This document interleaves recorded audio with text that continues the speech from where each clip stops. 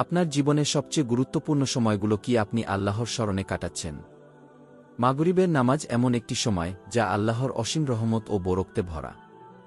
আসুন আজ আমরা জানি মাগরিবের নামাজের গুরুত্ব, ফজিলত এবং কিছু গুরুত্বপূর্ণ প্রশ্নের উত্তর খুঁজে বের করি।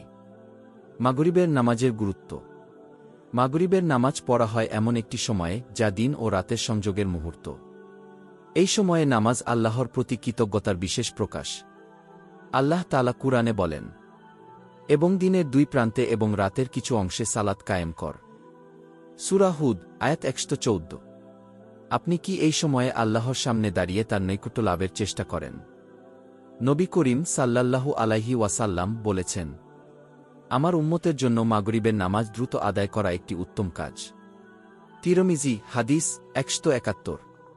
আপনি কি সময়মতো মাগরিবের নামাজ আদায় করেন নাকি ব্যস্ততার কারণে দেরি করেন? মাগরিবের নামাজের ফজিলত।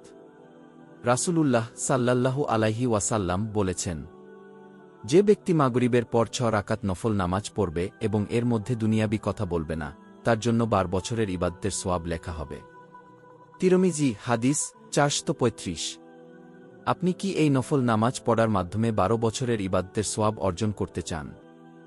হাদিসে এসেছে, যে ব্যক্তি মাগরিবের পরে ২ রাকাত সুন্নত পড়বে তা জান্নাতের দরজা খোলার কারণ হবে।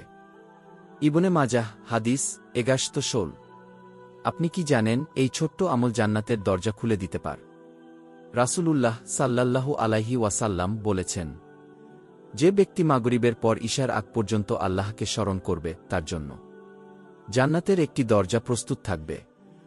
মুসনাদে আহমদ হাদিস ২৩১৭। আপনি কি এই বরকতময় সময়ে আল্লাহর স্মরণে সময় ব্যয় করেন? প্রিয় মুমিন ভাইয়েরা, মাগরিবের নামাজ আমাদের জীবনের জন্য অত্যন্ত গুরুত্বপূর্ণ। এটি শুধু আল্লাহর আদেশ পালন নয়, বরং তার রহমত ও জান্নাতের দিকে এগিয়ে যাওয়ার এক বিশেষ পথ।